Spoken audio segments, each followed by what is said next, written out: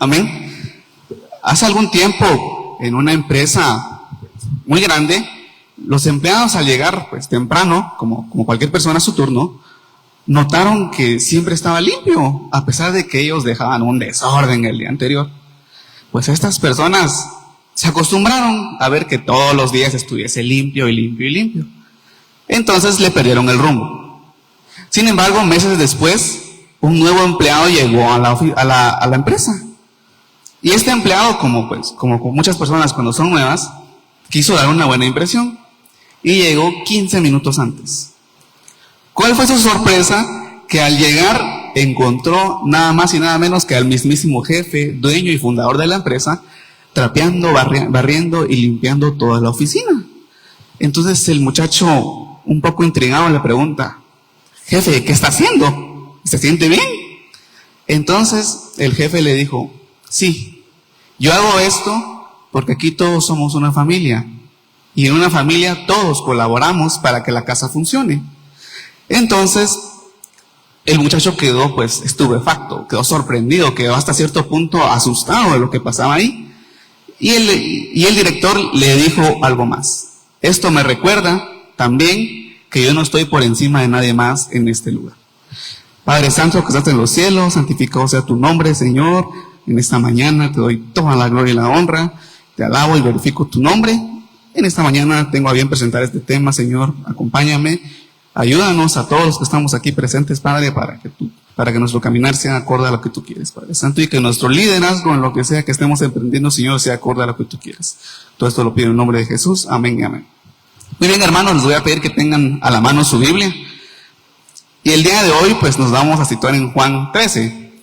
Dejémoslo ahí para mientras y vamos a ir iniciando.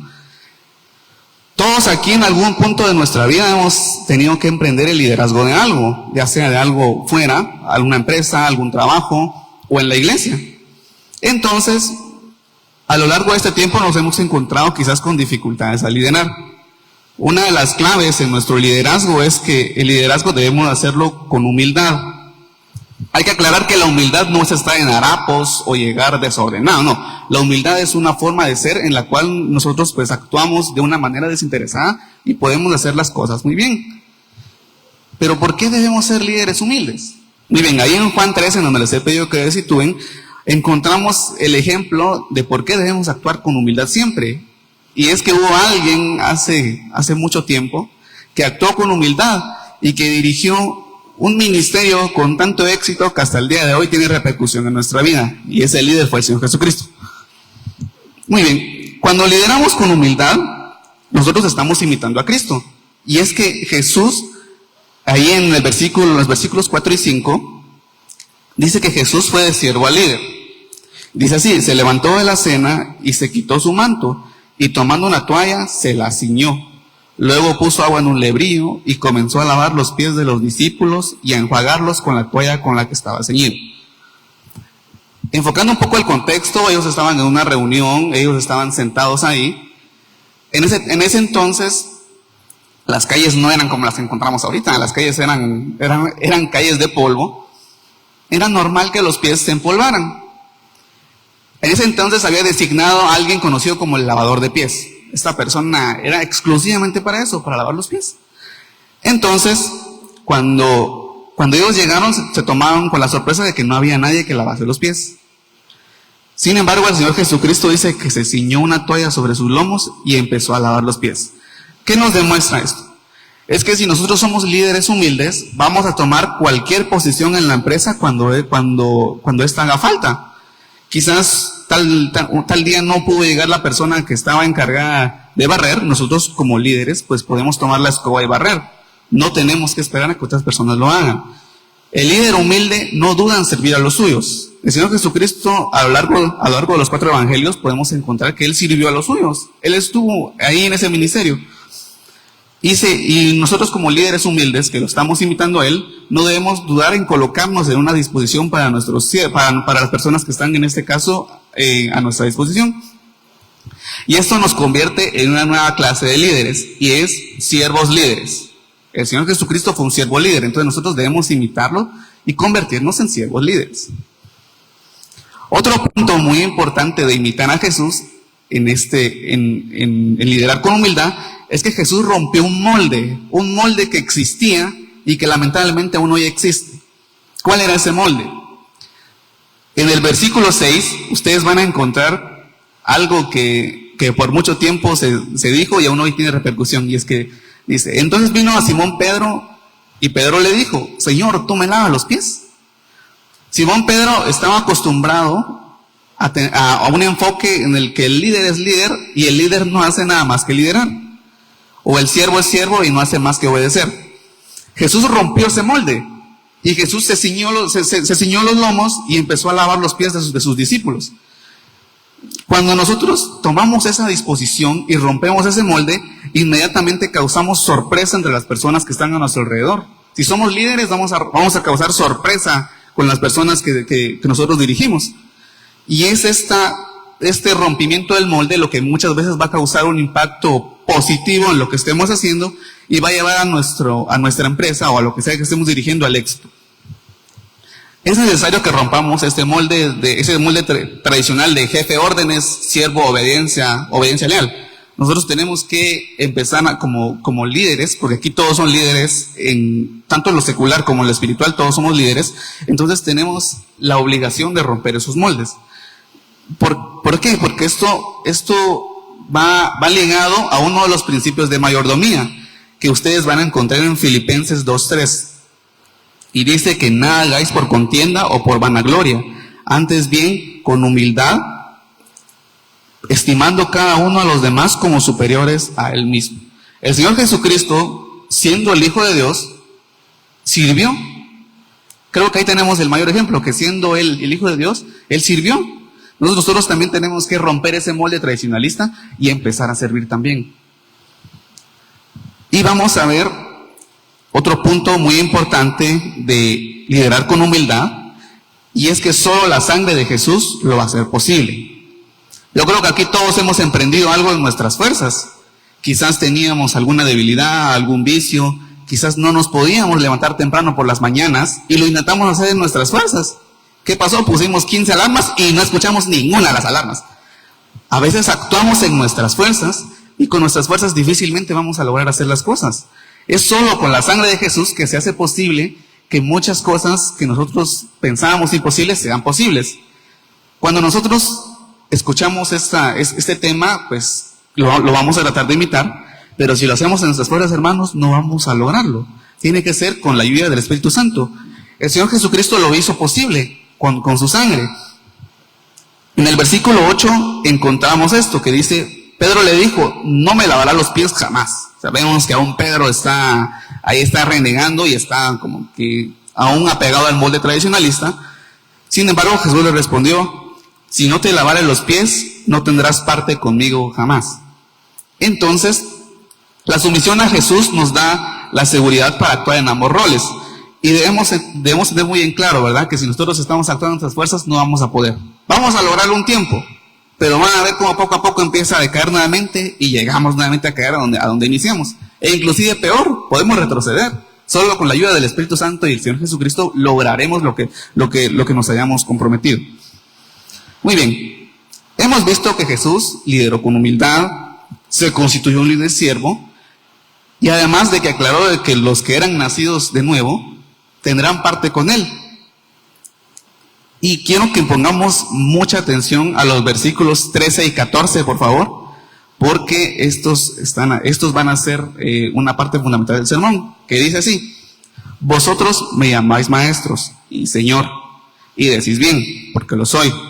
Pues si yo, el Señor y el Maestro, he lavado vuestros pies, vosotros también debéis lavar los pies los unos a los otros. Y aquí observamos algo muy interesante. Es que cuando se lidera con humildad, dignificamos a todo el equipo. Nuestra participación en roles que quizás no estén apegados al rol del líder, le van a dar seguridad a todo el equipo. ¿Por qué? Jesús dijo que todos ahí lo llamaban maestro, pero muy pocos lo imitaban como maestro, muy pocos tomaban los roles que él tenía.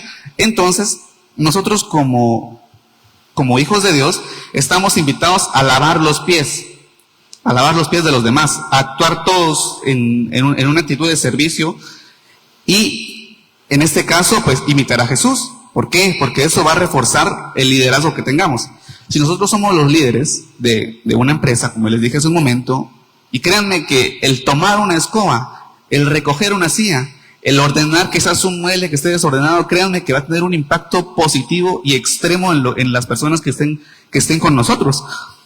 Y nuevamente, en esos versículos que acabamos de leer, solo ahora complementándolos con el versículo 15 y 16, encontramos: porque ejemplo os he dado, para que como yo os he hecho, vosotros también hagáis. De cierto os digo, el siervo no es mayor que su Señor, ni el enviado es mayor que el que le envió. Si el Señor Jesucristo lavó los pies de sus discípulos, nosotros debemos imitarlo y lavar los pies de aquellas personas que están con nosotros.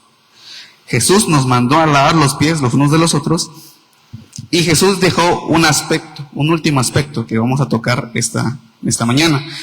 Y es que cuando lideramos con humildad, agradamos a Dios. Creo que todos aquí queremos agradar a Dios, ¿verdad? Creo que esa es parte fundamental de aquel ser humano que ha sido renovado por Dios, el que agrada a Dios.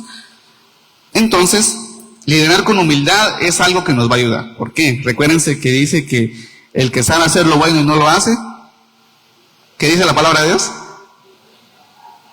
Amén. Entonces nosotros debemos liderar con humildad. Nosotros no debemos apegarnos a un patrón tradicional, ¿verdad? En el cual somos líderes, solo órdenes damos, sino que tenemos que estar siempre todos juntos como una familia. Y hoy quiero hacer una mención de algo que sucede aquí en la iglesia y que demuestra mucha humildad entre todos. Y es que cuando el servicio termina, todos recogemos las sillas. Es algo que no se dijo, que don Leonel, él no puso un estatuto. Sin embargo, todos, cuando nos levantamos, he visto que todos colaboramos con guardar las sillas. Eso demuestra que estamos trabajando juntos en familia y que realmente estamos avanzando en el orden que se debe, ¿verdad? Entonces, hermanos, la humildad agrada a Dios. Y créanme que guardar esas sillas está agradando a Dios. Es algo tan mínimo, pero que con esos caminos empezamos. Y ya con esa instrucción explícita de lavarnos los pies, vamos a ir a una parte que a todos nos gusta. Y es que Dios nos mire a hacer el bien. Y dice que Jesús nos coloca como bienaventurados. Imagínense, que Jesús les diga bienaventurados, creo que es algo que todos queremos, ¿verdad? Porque es Jesús, es Dios. Y Él dice bienaventurados si las hiciéramos. Esto implica, por supuesto, que tengamos humildad. Les voy a pedir que me acompañen a Salmo 147:6 y vamos a encontrar una característica de los humildes. Y es que dice que Jehová exalta a los humildes y humilla a los impíos hasta la tierra. Si ustedes son humildes, hermanos, Jehová los va a exaltar. Qué gran regalo que sean exaltados por Dios. Jesús nos manda a actuar humildemente. Él nos dio el ejemplo y también habló de qué es lo que reciben aquellos que actúan con humildad. Y Él los considera bienaventurados. Dios se deleita en aquellos que lo escuchan, ¿verdad? Y que lo obedecen. Porque, hermanos, muchas veces podemos escuchar, pero créanme que el no hacerlo es como tirar cosas en un saco roto, o como llenar el agua en un garrafón que esté roto. Vamos a estar llenándolo, un ratito va a estar ahí, pues se va a regar. Hermanos, tenemos que escuchar y aprender y ejecutar. Es algo difícil. A mí me pasó. Yo muchas veces escuchaba, pero no ejecutaba. Y solo es posible cuando el Espíritu Santo de Dios está con uno, porque Él lo ayuda a hacer las cosas que uno humanamente no puede. Entonces, Jesús nos dijo que Él era manso y humilde y que aprendiéramos de Él. Nosotros debemos aprender de Él. Y prueba de que lo que Él dijo es cierto es que 2000 años después, su ministerio aún sigue en pie y su palabra aún sigue siendo predicada, ¿verdad? Y todos tenemos esperanza en Él.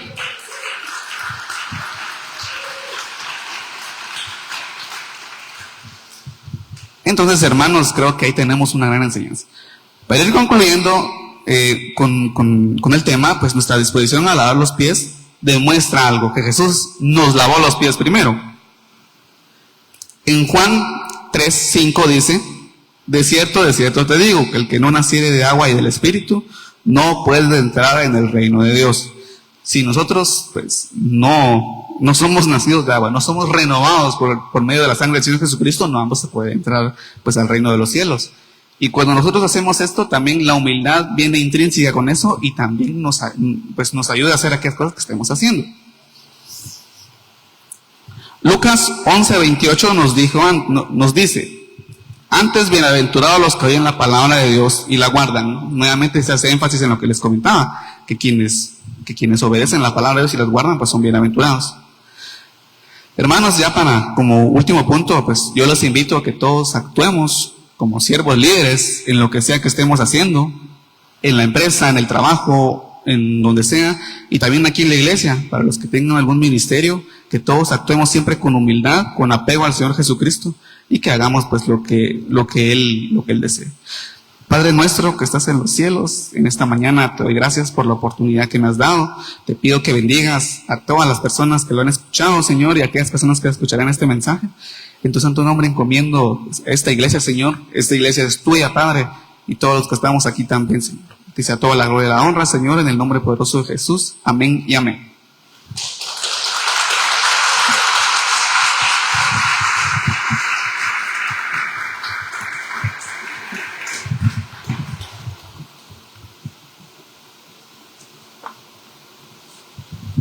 Un hijo de Dios que se viste de fuerza. Pablo escribió la segunda carta de Timoteo desde la prisión en Roma. Esta trata de motivar a Timoteo a mantenerse firme en la fe, a no avergonzarse del Evangelio ni del sufrimiento de Cristo. Pero también lo escribe por otro motivo, sobre la presencia creciente que había en la iglesia de falsos maestros. Había apostasía y había una confusión doctrinal. Él exhorta a aferrarse a las Escrituras y a predicar la verdad, es decir, la palabra de Dios, con valentía. El día de hoy vamos a leer segunda de Timoteo en el capítulo 3, en el verso 6 y 7, que dice así: porque de estos son los que se meten en las casas y llevan cautivas a las mujercillas cargadas de pecados, arrastradas por diversas concupiscencias. Estas siempre están aprendiendo y nunca pueden llegar al conocimiento de la verdad. Este pasaje forma parte de una advertencia que el apóstol Pablo le hace a Timoteo sobre los tiempos peligrosos que vendrán en los últimos días. Hoy vamos a meditar en esta advertencia que sigue siendo completamente relevante para nosotros en este tiempo. Vamos a considerar 5 puntos en donde vamos a descubrir cómo un hijo de Dios se viste de fuerza. La primera parte la encontramos en segunda de Timoteo 3:6. Porque de estos son los que se meten en las casas. Se meten en las casas. Probablemente se refiere a una forma manipuladora o engañosa. Implica una acción astuta, algo que se infiltra de manera sigilosa. Es decir, el pecado entra de una forma imperceptible. ¿Qué quiero decir con esto? Que no nos damos cuenta cuando está entrando a nuestra vida. Avanza poco a poco, puede ser algo muy sutil, pero va a ser persistente. Y de nosotros está si lo podemos ver o no. Así vamos permitiendo que las cosas dañinas entren en nuestra vida, sigilosamente. En Éfeso, en la iglesia, los falsos maestros y las falsas enseñanzas estaban entrando poco a poco, se estaban infiltrando dentro de los creyentes poco a poco, y dice que estaban teniendo un éxito desmedido dentro de los creyentes, porque ellos estaban creyendo lo que les estaban diciendo. Pregunto, ¿podemos identificar un área en nuestra vida en la que hemos tolerado lo incorrecto? Puede ser algo muy sencillo, tal vez sea una página de internet, un libro o un programa de televisión que estemos viendo y que no le agrade a Dios. O puede ser ese pensamiento, ese sueño, ese escenario que no deberíamos de estar imaginando, pero nos lo estamos pensando. Quizás al lugar al que no deberíamos ir, pero estamos siguiendo. Quizás el grupo de amigos, de amigas, del que estamos siendo rodeados, que no deberíamos de tener. O tal vez sea la excusa para faltar a la iglesia que no deberíamos poner, entre otras cosas. A través de su muerte y resurrección, Cristo nos ha dado el poder de decirle no al pecado. Él quiere que seamos fuertes y no débiles. Pablo nos dice en 2 de Timoteo 1:7, porque no nos ha dado Dios espíritu de cobardía, sino de poder, de amor y de dominio propio.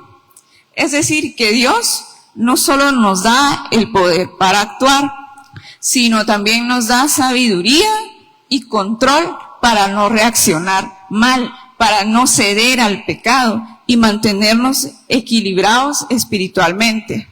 Así que, hermanos, no racionalicemos, no justifiquemos esas áreas de debilidad diciendo, solo va a ser una vez, no me va a afectar, soy lo suficientemente fuerte para enfrentarlo, no me voy a desviar del camino por una vez que lo haga o que lo vea.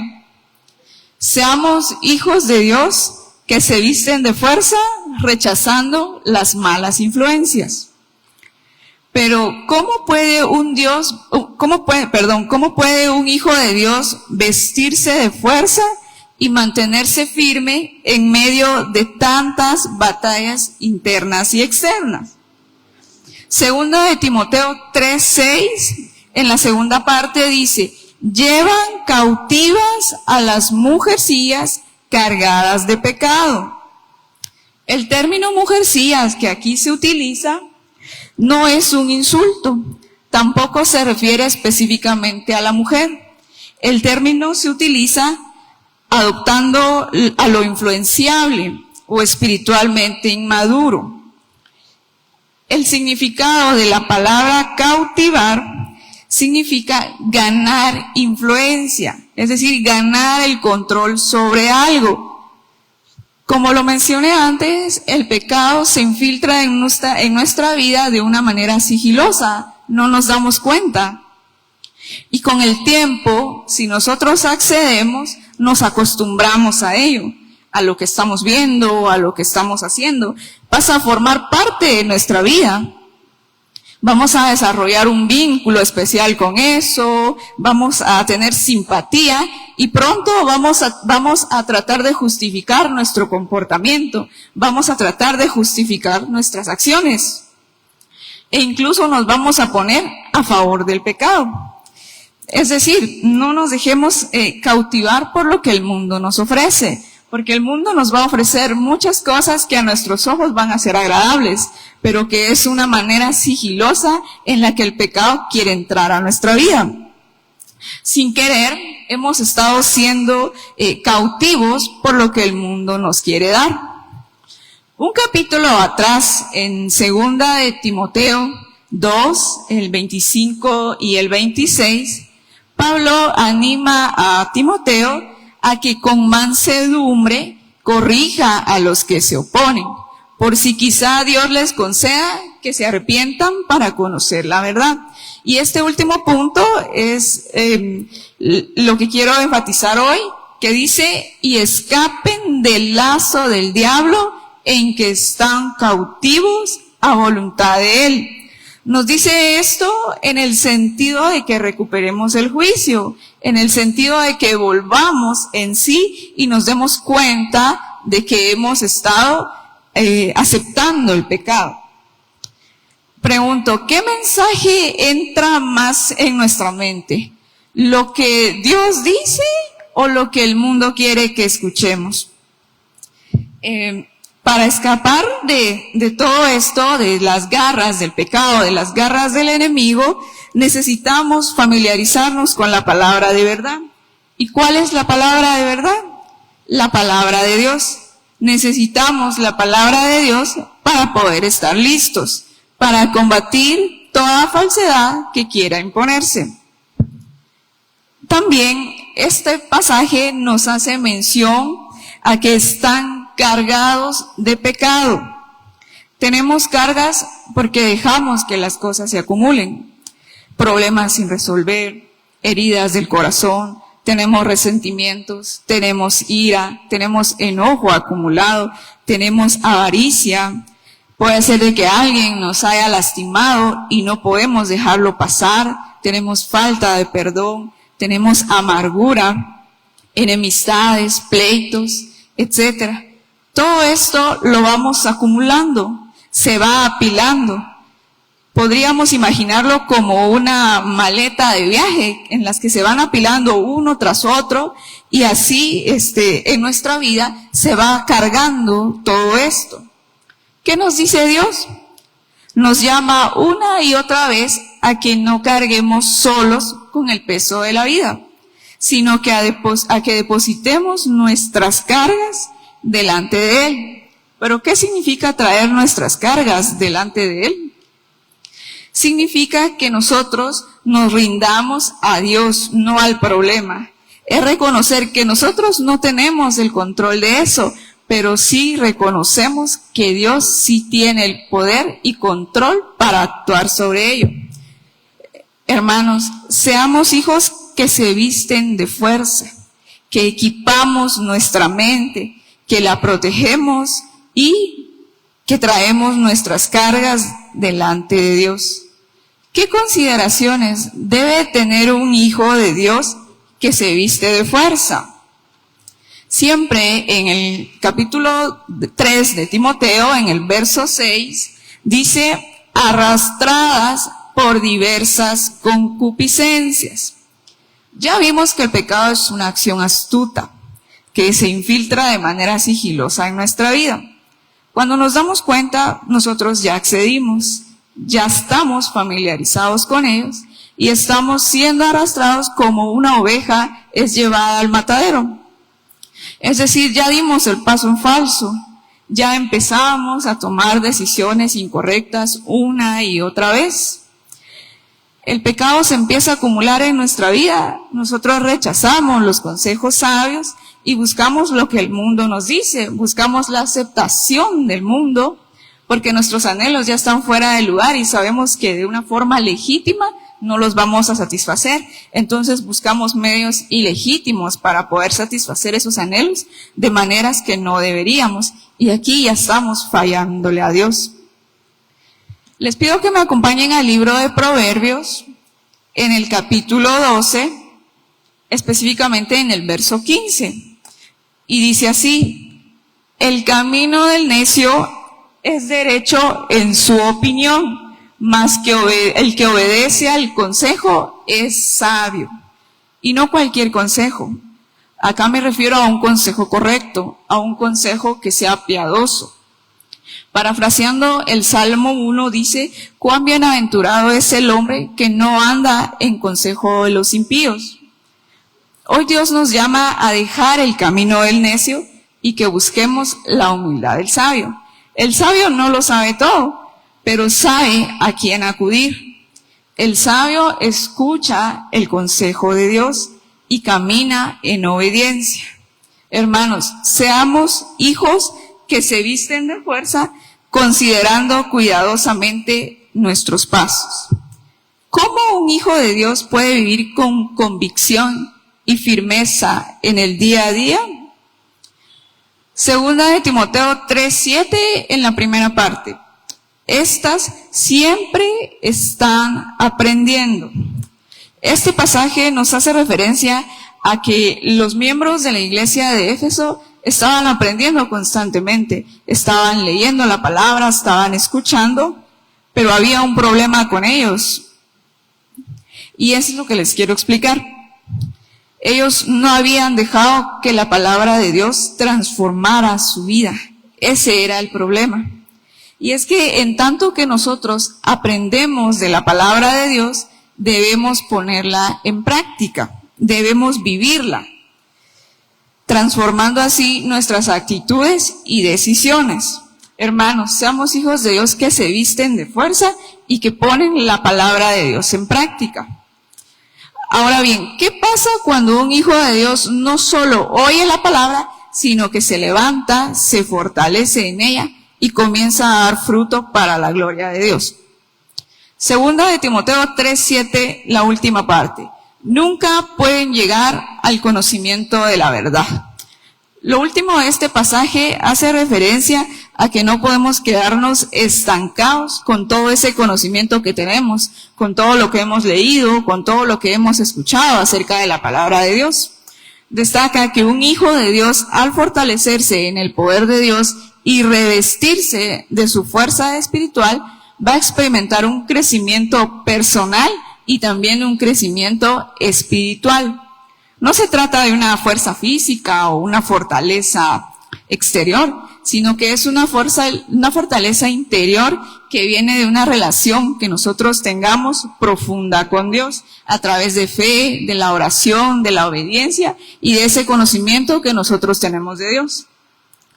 Al hacerlo, no solamente nosotros vamos a permanecer firmes y vamos a tener fuerza espiritual, sino que también vamos a dar un fruto, vamos a reflejar el carácter de Cristo en nuestras vidas, vamos a influir positivamente en los demás y también vamos a cumplir el propósito de Dios en nuestra vida.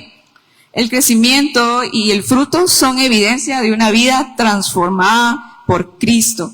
Esta transformación sabemos que no es inmediata, va a ser progresiva durante toda nuestra vida, pero va a permitir que nosotros tengamos ese crecimiento personal y que demos fruto y fruto bueno.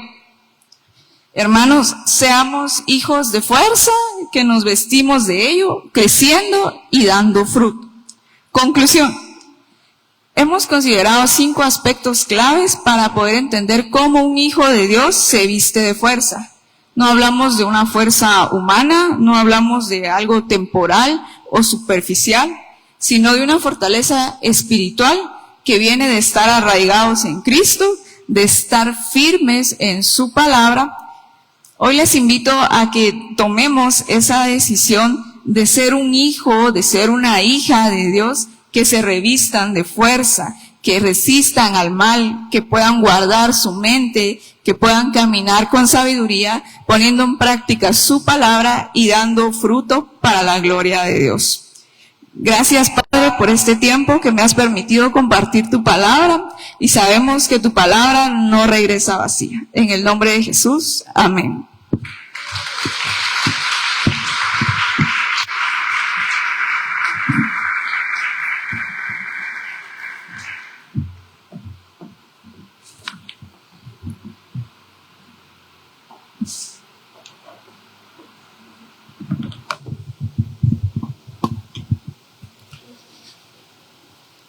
Dice que el otro día iba un bus de una ciudad a otra ciudad.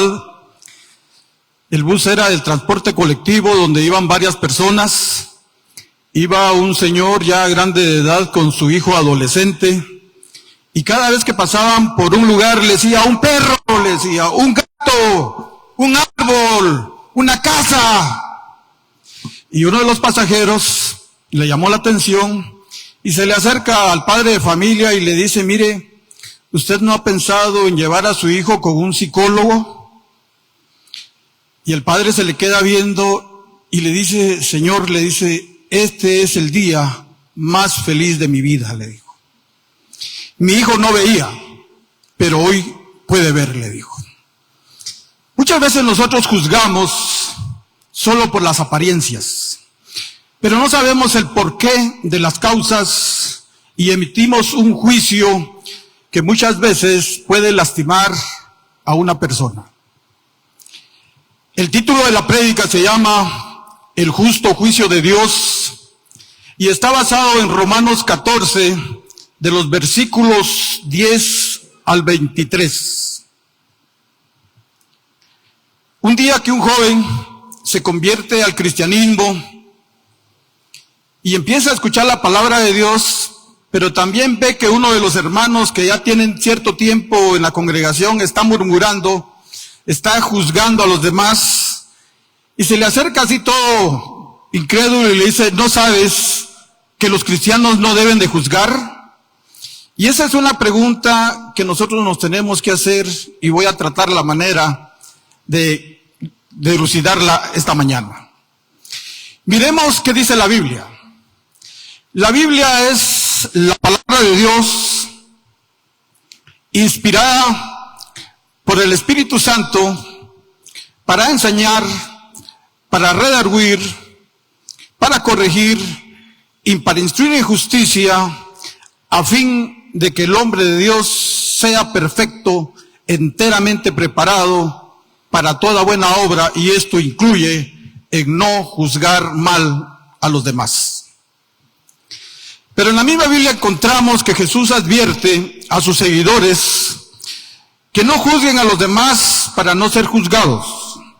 Sin embargo, esto no implica una prohibición absoluta del juicio, sino más bien un llamado a la humildad y al discernimiento justo, evitando la condena y la hipocresía en el juicio. Nuestro Señor Jesucristo encaró a los fariseos. Les dijo: sepulcros blanqueados, hipócritas, ustedes invalidan la ley por mantener sus tradiciones y costumbres. O sea que si nosotros vamos a juzgar a alguien, lo podemos hacer en base a lo que dice la palabra de Dios. ¿Cuál es la propuesta para la iglesia? El verdadero amor entre hermanos se manifiesta cuando no nos juzgamos mal. ¿Qué nos dice la palabra de Dios en cuanto a juzgar a los demás? La palabra de Dios nos enseña a que no debemos de juzgar a los demás, y esto incluye a los hermanos de la iglesia. La palabra clave de esta prédica es juzgar, y el tema es: no juzguemos mal a los demás. En Romanos 14, de los versículos 10 y 11 dice: pero tú, ¿por qué juzgas a tu hermano? O tú también, ¿por qué menosprecias a tu hermano? Porque todos compareceremos ante el tribunal de Cristo. Porque escrito está: vivo yo, dice el Señor, que ante mí se doblará toda rodilla y toda lengua confesará a Dios. La pregunta es: ¿por qué juzgas a tu hermano?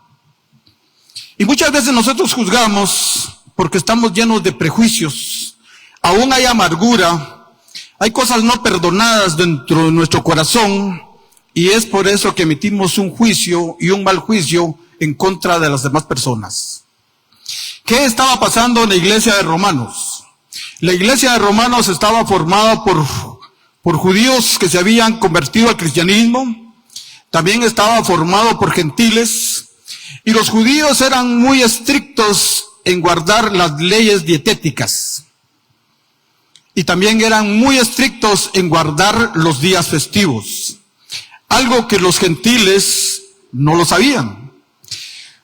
En el tiempo de los 400 años de silencio que Dios ya no se manifestó, surge un grupo que se llaman los macabeos, y ellos fueron muy celosos y muy estrictos precisamente en que se guardara la circuncisión y también las dietas alimenticias que estaban estipulados en el Pentateuco.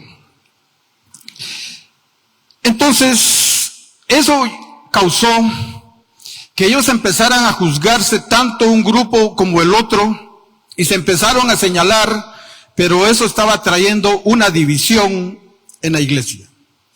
El juzgar puede ser que divida la iglesia, y eso es lo que nosotros debemos de evitar. Nosotros hemos estado orando los miércoles precisamente porque haya unidad, porque el amor de Dios prevalezca en esta congregación, y el amor está encima de todas las tradiciones y costumbres, y aún de si comemos o no comemos, o si guardamos este u el otro día. Pablo va a Isaías, y es por eso que dice: porque escrito está: vivo yo, dice el Señor, que ante mí se doblará toda rodilla y toda lengua confesará a Dios. Vamos a estar un día ante el tribunal de Cristo, y así como nosotros juzgamos a los demás, así mismo nos va a juzgar el Señor. O sea que esta es una advertencia, Es un SOS para que nosotros le pongamos cuidado. Y si nosotros tenemos ese mal hábito o esa mala costumbre que en alguno de nosotros se ha convertido en una fortaleza, pues pidámosle al Señor para que a través de su Santo Espíritu pueda limpiar todo eso que hay dentro de nuestra alma, que precisamente nos hace emitir un juicio a los demás. Porque sin querer queriendo, cuando nosotros juzgamos, también menospreciamos al prójimo. Y recuerden que estamos hechos a imagen y semejanza de Dios y no podemos menospreciar a nadie. Aún aquel mendigo o aquel pordiosero que anda en la calle pidiendo una limosna, porque esa misma persona está hecha a imagen de Dios. Hay una anécdota que cuenta de que había una reunión y entre los asistentes a esa reunión alguien botó una moneda y esa moneda tenía la cara de rey. Y resulta que agarró un billete, podríamos pensar en un billete de 200 quetzales, y lo prendió precisamente para buscar la moneda. Y uno de los que estaba ahí le dijo, mira, no seas ridículo. ¿Cómo es posible que gastes 200 quetzales para encontrar una moneda? Y le dijo, no, esa moneda tiene la cara de mi rey, le dijo. Y así mismo sucede, porque no todos nosotros llevamos la imagen y semejanza de Dios. El juzgar generalmente se refiere a la evaluación moral y espiritual de las acciones y actitudes de las personas, y en algunos contextos al proceso de tomar decisiones o emitir juicios. En el Evangelio de Mateo, capítulo 7, versículo 1 y 2, encontramos que el Señor Jesús dijo, no juzguéis para que no seáis juzgados, porque con el juicio con que juzgáis, seréis juzgados, y con la medida con que medís, os será medido. Esa fue una advertencia, ¿verdad? Y es una advertencia que aplica también para nosotros. En Romanos 14, versículos 12 y 13 dice, de manera que cada uno de nosotros dará a Dios cuenta de sí. Así que ya no nos juzguemos más los unos a los otros, sino más bien decidid no poner tropiezo u ocasión de caer al hermano. Mateo 7 dice, ¿y por qué miras la paja que está en el ojo de tu hermano y no echas de ver la viga que está en tu propio ojo? Nosotros somos muy dados y con qué facilidad juzgamos a las personas, pero muchas veces no nos tomamos en cuenta que nosotros estamos igual o a veces peor que esa persona que estamos juzgando. Somos expertos, especialistas, hasta maestría creo yo que tenemos en estar juzgando a las personas. Le queremos quitar esa paja, pero no nos damos cuenta que nosotros cargamos una gran viga. Y eso nos debería de llamar a la reflexión. Pero yo pregunto, ¿quiénes son los que juzgan? Y dice que los estoicos sabían que el ego desmedido es una trampa, porque lo hace sentir a uno superior, pero en realidad lo aleja a uno de la sabiduría y del crecimiento. Pero la humildad siempre será el verdadero poder. Entonces, ¿quiénes son los que juzgan? Los narcisistas. Los narcisistas son aquellos que se creen que son perfectos, que son bellos. No sé si todos ustedes conocen la historia de Narciso, que Narciso se vio en el espejo del agua y se dio cuenta que él era muy hermoso. Y muchas veces nos pasa eso a nosotros, que nos contemplamos en el espejo y nos vemos súper hermosos, ¿verdad? En Romanos 14, versículos 14 y 15 dice, yo sé y confío en el Señor Jesús, que nada es inmundo en sí mismo, mas para el que piensa que algo es inmundo, para él lo es. Pero si por causa de la comida tu hermano es contristado, ya no andas conforme al amor, no hagas que por la comida tuya se pierda aquel por quien Cristo murió. O sea que el estar juzgándonos los unos a los otros, y nos encontramos muchas veces con alguien que está empezando a venir, que está empezando a caminar en las cosas del Señor, podemos lastimarlo y podemos que hacer esta persona se retire de la congregación precisamente porque nosotros emitimos un mal juicio de él. Yo estoy muy consciente de algo que del cielo a la tierra no hay nada oculto, y muchas veces nosotros no emitimos el juicio delante de la persona, pero tarde o temprano uno se entera qué fue lo que hablaron de uno. Por eso debemos de tener cuidado de no juzgar. Al cabo de los años y por la madurez que yo he ido alcanzando, he podido escuchar todo tipo de comentarios muchas veces contra mí, pero revestido del poder del Espíritu Santo me ha hecho que yo entienda y no tome en cuenta todas esas cosas que han hablado. Algunos criticaban precisamente por qué yo predico si mi esposa no viene a los servicios. Y así vamos a encontrar un sinfín de juicios, ¿verdad? Y lo único que hacen es crear división en la iglesia. Y eso precisamente es lo que el diablo quiere. Que nosotros nos dividamos, que nos estemos peleando, que nos estemos confrontados los unos con los otros. Pero no nos damos cuenta que el amor es mucho más importante que todo eso que nosotros tenemos como importante. Inmundo o impuro en la Biblia se refiere a algo que está contaminado o que no es apto para la adoración a Dios o el servicio a Dios, ya sea física, ritual o moralmente. No solo se refiere a suciedad o a falta de higiene, sino a una condición que impide la comunión con Dios. Juan 7:24 dice, no juzguéis según las apariencias, sino juzgad con justo juicio. Muchas veces nosotros, como estamos llenos de prejuicios, no podemos ver a alguien mal vestido, o que anda caminando mal, o que anda caminando raro, porque ya estamos emitiendo un juicio contra esta persona. Pero dice aquí, no juzguéis según las apariencias, sino juzgad con justo juicio. Y el justo juicio nos lo da la palabra de Dios. ¿Qué tan importante es que nosotros estudiemos, que conozcamos la palabra de Dios para poder emitir un juicio de acuerdo a esta palabra de Dios? Hay muchos que se molestan cuando uno les dice de que no, ¿por qué no se están congregando? Pero en Hebreos 10:24-25 dice que no dejemos congregarnos como algunos tienen por costumbre. Esa es una amonestación válida porque está escrita en la palabra de Dios. Y aun si los hermanitos se molestan, pues ellos sabrán qué cuentas le van a entregar al Señor. En Romanos 14:16-18 dice, no sea pues vituperiado vuestro bien, porque el reino de Dios no es comida ni bebida, sino justicia, paz y gozo en el Espíritu Santo. Porque el que en esto sirve a Cristo, agrada a Dios y es aprobado por los hombres.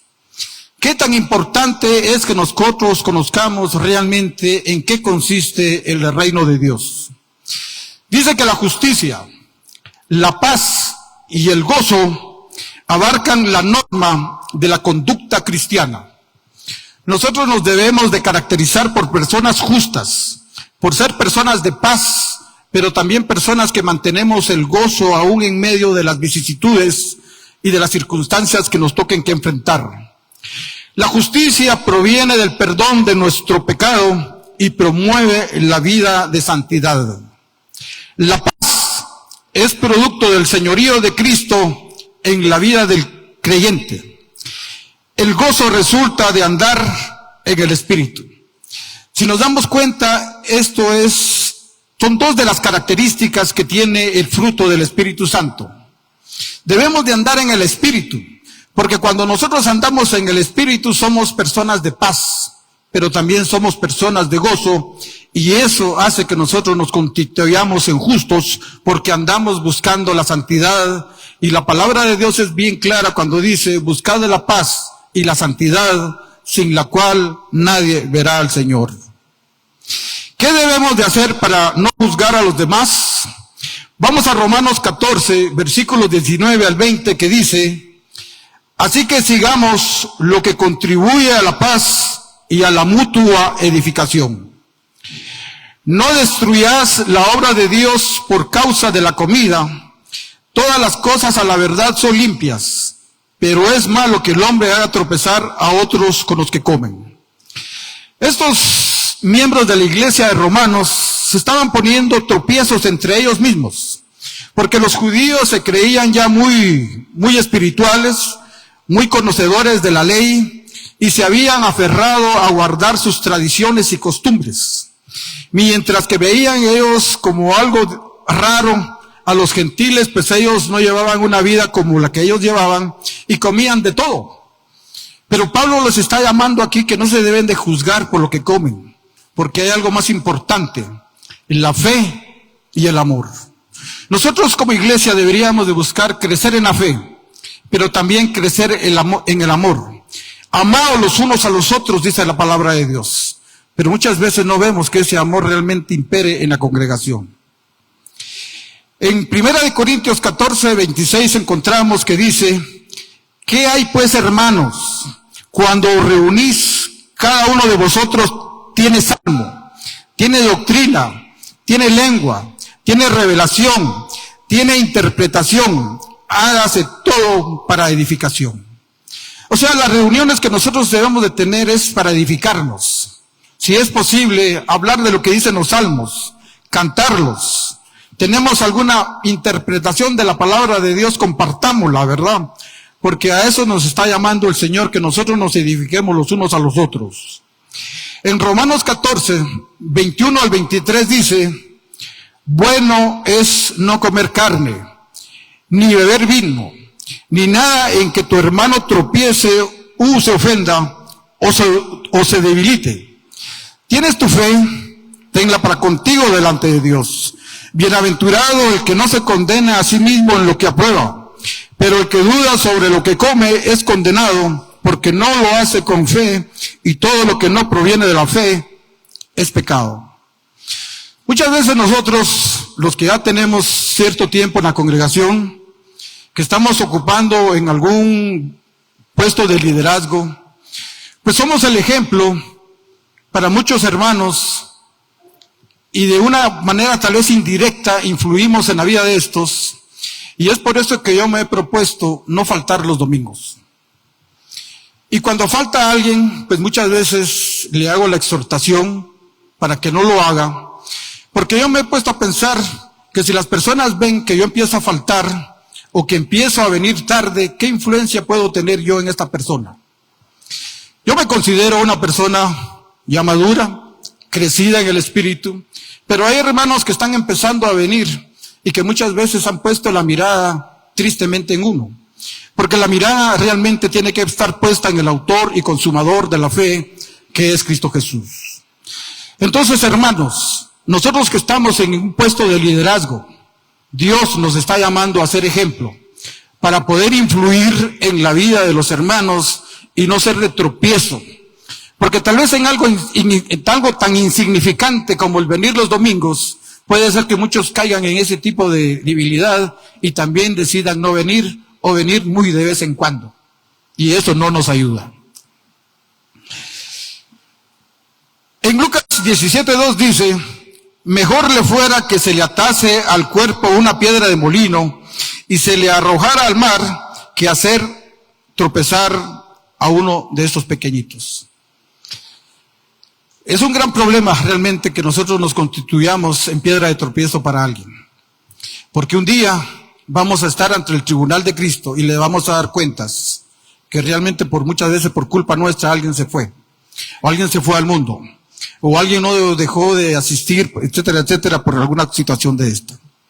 Pregunto, ¿qué reflexión nos deja este pasaje de Romanos 14, versículos de 10 al 23, para no juzgar mal a los demás? Conclusión. Con esto termino.